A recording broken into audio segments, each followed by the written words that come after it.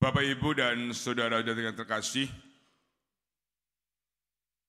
pengalaman-pengalaman menghayati iman dalam hidup menggereja adalah pengalaman untuk selalu menyadari bahwa sejak semula kita ini dikuduskan oleh Allah lewat sakramen baptis, ya. Jadi baptis itu bukan sekedar supaya saya bisa terima komuni pertama dan sebagainya sebagai pintu masuk dari sakramen yang lain. Namun sejak semula hidup kita ini istimewa dan Allah telah menguduskan kita masing-masing dalam sakramen baptis. Sehingga daging kita ini, raga kita ini tidak sekedar kedagingan, namun adalah martabat yang secitra dengan Allah. Tentu dengan rahmat baptis itu kita memiliki konsekuensi-konsekuensi sebagai orang yang dibaptis. Salah satunya yang hari ini diwartakan dalam Injil khususnya adalah dimensi kenabian.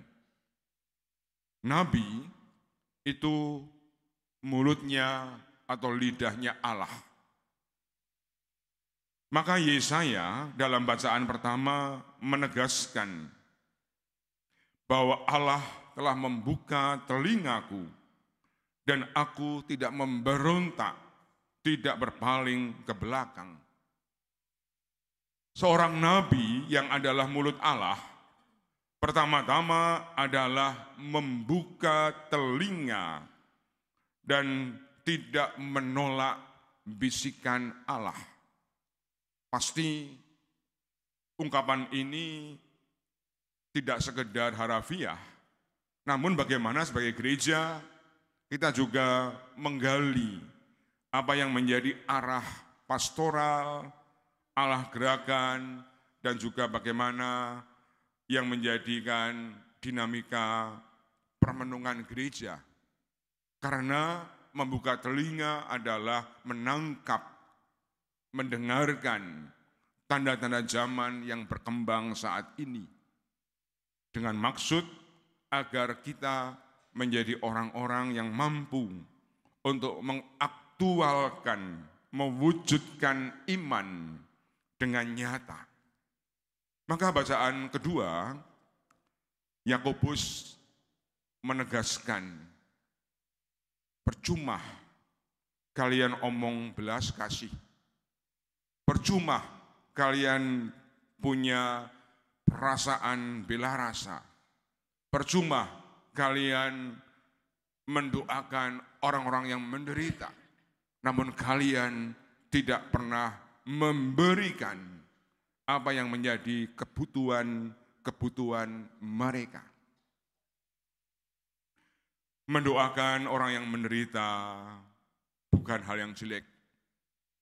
Namun Yakobus mengatakan bahwa iman itu bukan sekedar relasi romantisme dengan Allah. Namun iman adalah menjadi lengkap ketika diwujudkan dalam hidup. Maka tidak heran ketika Yesus berjalan-jalan dengan para murid, ia iseng-iseng bertanya, menurut banyak orang, siapa sih atau bagaimana mereka menangkap atau mengerti tentang saya? Para murid mengatakan, oh ada yang mengatakan engkau ini seperti Yohanes Pembaptis, engkau ini seperti Elia, engkau ini seperti nabi-nabi. Pasti apa yang disampaikan para murid itu adalah peristiwa-peristiwa yang Yesus lakukan, yang kemudian ditangkap, dimengerti, dan menjadi pengalaman banyak orang. Banyak orang melihat Yesus sebagai seorang nabi, seorang yang menjadi mulutnya perpanjangan lidah Allah. Dan nabi itu adalah pribadi yang menghadirkan kehendak Allah dalam hidup sehari-hari, dalam relasi, dalam perjuangan bersama masyarakat. Kemudian Yesus ingin menegaskan kembali kepada para muridnya, kalau menurut kalian siapa aku ini? Engkau adalah Mesias. Ungkapan Petrus tentang engkaulah Mesias bukan sekedar kegiatan kemanusiaan, bukan sekedar perbuatan-perbuatan baik, namun sebuah pengalaman iman bahwa seorang Mesias adalah orang yang memang hidupnya untuk menyelamatkan, sang pembebas, sang penebus, sang belas kasih. Sehingga dalam diri Yesus itu terungkap kerahiman Allah yang aktual, kerahiman Allah yang nyata, kerahiman Allah yang memang terjadi dalam hidup sehari-hari. Nah, Yesus memberikan catatan pinggir, kalau begitu, kalau kalian mengimani aku sebagai Mesias, maka kalian juga harus siap untuk memikul salib. Petrus tidak mampu untuk mengalami ini. Dia menegur Yesus. Nah, tentu Yesus tidak ingin memberikan impian-impian kosong soal mesianis. Namun seorang Mesias adalah orang yang atau semangat mesianis yang harus kita imani adalah satu spirit di mana kita menjadi orang-orang yang hidupnya adalah pertama-tama menyangkal diri. Nabi adalah orang yang siap menyangkal diri. Biarkanlah kehendak Allah bergemuruh meskipun hidupku mungkin tidak nyaman. Menyangkal diri atau ugahari adalah sikap rohani, di mana dalam hidup ini kita mengutamakan apa yang Allah kehendaki daripada kenyamanan pribadi. Itulah mengimani Yesus sebagai seorang Mesias. Karena kita ini menjadi Katolik bukan untuk berhenti memuji Yesus, ya. Yesus tidak cukup kita nyanyikan. Yesus tidak cukup kita sembah. Yesus belum cukup kita agung-agungkan. Bapak Ibu tidak menyembah Yesus, Yesus tidak akan kekurangan makna. Dia tetap mulia. Yesus itu datang untuk kita, supaya kita mengimani Dia sebagai penebus, sehingga kita mempunyai tanggung jawab dan konsekuensi untuk mengikuti, bukan sekedar menyembah, ya, mengikuti. Maka pertama-tama diberi satu fondasi yang jelas. Kamu harus mampu dan mau untuk menyangkal diri. Kemanusiaan kita seringkali lemah. Kita seringkali kurang mampu untuk melihat bahwa di balik salib ada kebangkitan. Seringkali kita lunglai sebelum berjuang, menjadi orang yang tidak mampu untuk menjadi bangga dengan pengalaman iman akan Yesus, tunduk pada kelemahan-kelemahan, terlebih pada hal-hal yang duniawi.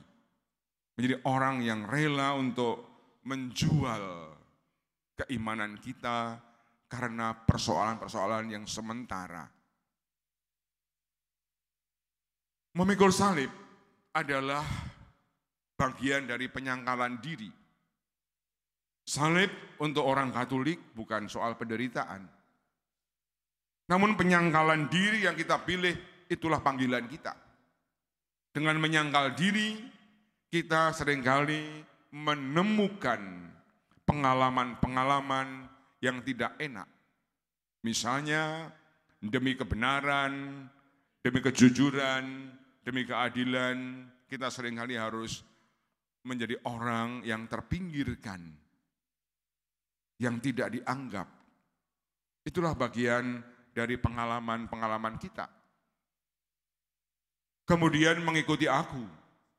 Mengikuti Yesus artinya hidup kita tidak jauh-jauh dari tapak kehidupan Yesus. Napak tilas bahwa dalam Gusti, mengikuti jejak kaki Tuhan adalah sikap iman yang benar. Menjadi Katolik adalah menjadi orang yang mengikuti langkah-langkah kaki Tuhan. Ketika ketemu orang sakit, dia menyembuhkan, tidak hanya mendoakan. Ketemu dengan orang yang lapar, memberi makan. Artinya pengalaman itu diwujudkan dengan konkret. Maka lalu Yesus memberikan nasihat yang sangat bagus sekali dalam teks yang terakhir dalam Injil. Ia mengatakan, karena siapa saja yang mau menyelamatkan nyawanya, ia akan kehilangan nyawanya. Tetapi siapa yang kehilangan nyawanya karena aku dan karena Injil, ia akan menyelamatkan. Keselamatan terjadi karena Bapak Ibu siap menderita demi Yesus dan demi Injil. Artinya apa? Saya percaya, saya mengimani ketika kebenaran, keadilan, kejujuran kita pegang, kita akan selamat. Itulah Injil, itulah Kristus.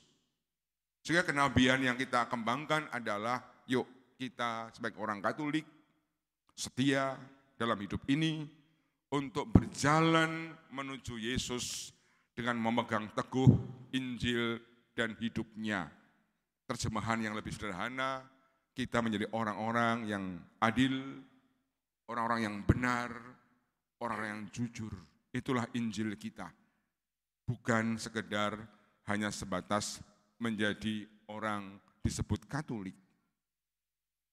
Semoga dengan Injil hari ini kita lebih semangat, lebih berkobar-kobar. Oh, ternyata menjadi seorang murid Yesus itu adalah menjadi pribadi yang siap mempertahankan hidup Yesus dan Injil dalam diri saya, meskipun saya seringkali tidak mendapat bagian dalam hal-hal duniawi.